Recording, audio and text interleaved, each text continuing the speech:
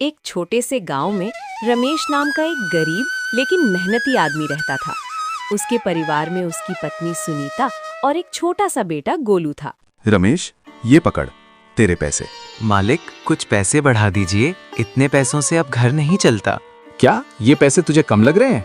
जानता है ना, दूसरे जमींदार तो इतना पैसा भी नहीं देते। मगर मालिक, इतने पैसों में घर चलाना और बच्चे की फीस भरना भी बहुत मुश्किल है। थोड़े से पैसे बढ़ा दीजिए, आपकी बहुत मेहरबानी होगी। अरे, गरीब के बच्चों को पढ़ने की वैसे भी क्या जरूरत है? अगर इतना ही शौक है पैसा कमाने का, जा कोई और काम ढूंढ ले। मालिक, मुझे माफ कर दीजिए, आज के बाद ऐसी गलती नहीं होगी। माफ कर दीजिए मालिक।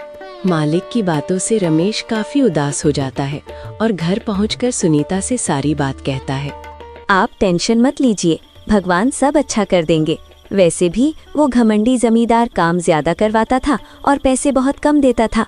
अब मेरे पास कोई काम नहीं है, अब हम हमारा घर का खर्चा कैसे निकालेंगे? उसकी चिंता आप मत करो, मैंने कुछ पैसे जमा करके रखे हैं, उससे चिंटू की फीस भी भर देंगे और आप कोई अच्छा सा रोजगार भी खोल लेना। मुझे कुछ समझ नहीं आ रहा, मैं क्या रोजगार खोलूंगा? मुझे तो कुछ करना भी नहीं आता, सिवाय खेतों में मजदूरी करने के अलावा। अरे, आप मटन बहुत अच्छा बनाते हो, क्यों ना मटन का ठेला खोल लो? और हमारे गांव में मटन का ठेला भी नहीं है। हाँ, ये आइडिया तो अच्छा है, मैं कल ही बाजार जाकर एक ठेला खरीद लाऊंगा।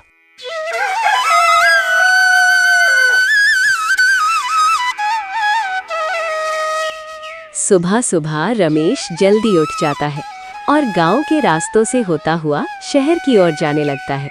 मन ही मन बहुत खुश होता है और मार्केट में बहुत सारे ठेले देखता है। आज वो एक ठेला नहीं, अपने लिए एक नई उम्मीद लेने आया है और शाम को एक ठेला पसंद करके घर के लिए निकल जाता है और सोचता है, मैं इस ठेले से बहुत मेहनत करूंगा और अपने परिवार को बहुत खुश रखूंगा। अब सारी तैयारी हो चुकी थी। रमेश बहुत खुश था। आज उसने खेतों में मजदूरी भी नहीं की। वो उसकी पत्नी से कहता है, कल मैं बाजार में एक अच्छी सी जगह देखकर ठेला लगा लूंगा, बस लोगों को मेरी मटन करी पसंद आ जाए। आप बहुत अच्छा मटन बनाते हो, देखना लोगों को आपके हाथ का स्वाद बहुत पसंद आएगा। और वैसे भी भगवान अच्छे लोगों के साथ अच्छा ही करते हैं। तुमने सही कहा, मगर अब मैं सो जाता हूँ, सुबह जल्दी उठकर तैयारी भी तो करनी है।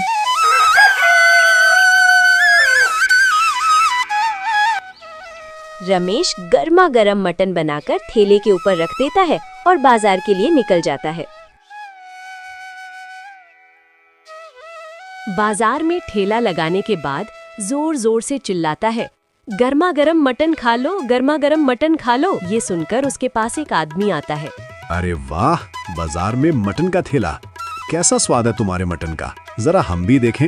बिल्कुल साहब, अभी गर्मा गर्म मटन लगा देता हूँ, एक बार खाओगे तो दोबारा जरूर आओगे।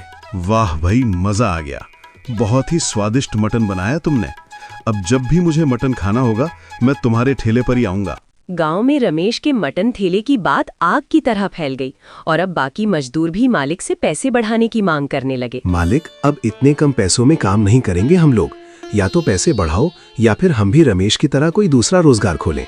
ये सुनकर मालिक बहुत भड़क उठा और बोला, बुढ़े, तुझे बहुत शौक है ना अपना काम करने का, जा, निकाल दिया मैंने तुझे, तू भी अपना कोई रोजगार खोल ले और आज के बाद यहाँ काम मांगने मत आ जाना। बाकी मजदूरों ने भी जमींदार के पास काम छोड़ दिया और वो भी धीरे धीरे वहाँ से जाने लगे। अगले दिन रमेश बाजार में अपना ठेला लगाने के लिए जा रहा था। रास्ते में उसे वही बुजुर्ग मजदूर दिखाई देता है जो हाथ जोड़कर उसके सामने खड़ा था। बुजुर्ग मजदूर रमेश को सारी बात बताता है। बात सुनने के बाद रमेश कहता है, अरे काका, टेंशन क्यों लेते हो, मैं तुम्हारे बेटे जैसा हूँ। आज से तुम मेरे साथ काम करो और उस जमींदार से तो ज्यादा ही पैसे दूंगा और इस ठेले को अपना ही ठेला समझो काका। बुजुर्ग को नया रोजगार मिल जाता है और रमेश को साथ में हाथ बटाने वाला। गांव के बाजार में रमेश का ठेला धीरे धीरे सबसे मशहूर हो गया। रमेश ईमानदारी से काम करता था, मटन करी स्वादिष्ट होती थी और वो हर ग्राहक से प्यार से बात करता था, इसीलिए लोग रोज उसके ठेले पर आने लगे। एक दिन जमींदार की नजर उसके ठेले पर पड़ी और वो रमेश का ठेला देखकर काफी मायूस हो गया और उसे अपनी कई बातें याद आती हैं। अरे, गरीब के बच्चों को पढ़ने की वैसे भी क्या जरूरत है, अगर इतना ही शौक है पैसा कमाने का, जा कोई और काम ढूंढ ले। अपनी गलती का एहसास होता है। वो रमेश के ठेले के पास जाता है और कहता है, रमेश मेरे भाई, मुझे माफ कर दे, मुझसे बहुत बड़ी गलती हो गई है।